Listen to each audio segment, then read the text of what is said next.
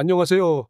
사랑하는 애국시민 여러분, 윤카입니다. 오늘도 대한민국의 정의를 지키기 위해 이야기해 보겠습니다. 여러분, 요즘 헌법재판소 얘기 많이 들으셨죠? 오늘은 문영배 헌재소장 권한대행과 이재명 대표의 찐친설에 대해 이야기해 볼까 합니다. 과연 이게 농담이 아니고 사실이라면 이분이 과연 공정하게 재판을 할 수 있을까요? 그럼 바로 시작해보죠. 요즘 뉴스를 보면 국민의힘이 문영배 헌재소장 권한대행의 공정성 문제를 들고 나왔습니다. 그 이유가 뭔지 알아봤더니 이분과 이재명 대표가 사법연수원 동기라는 거예요. 더 놀라운 건 이재명 대표가 문영배 소장의 SNS를 팔로우했다가 갑자기 취소했다는 겁니다. 갑자기 손절은 왜일까요? 부담을 느꼈나? 아니면 뭔가 캥기는 게 있었던 걸까요? 이거 참 의심스럽죠. 문영배 소장은 과거 SNS에서 나는 우리법 연구회에서도 제일 왼쪽에 서 있을 겁니다. 라고 직접 말했어요. 제일 왼쪽이라고요? 그러니까 본인이 스스로 극절하고 선언한 거나 마찬가지 아닙니까? 그런데 그런 분이 지금 대한민국의 헌법재판소를 이끌고 있습니다. 이게 과연 정상입니까? 그리고 또 보세요.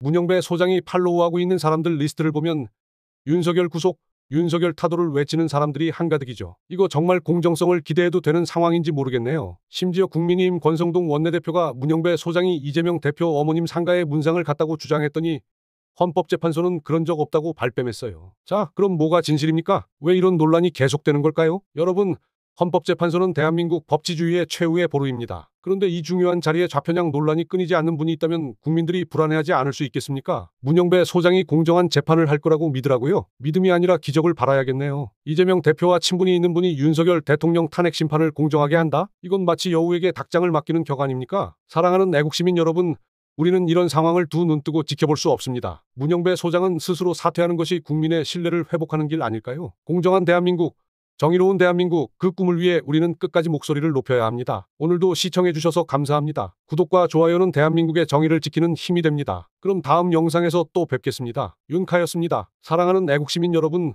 오늘도 끝까지 함께 해주셔서 감사드립니다. 공정한 세상을 위해 함께 갑시다. 안녕!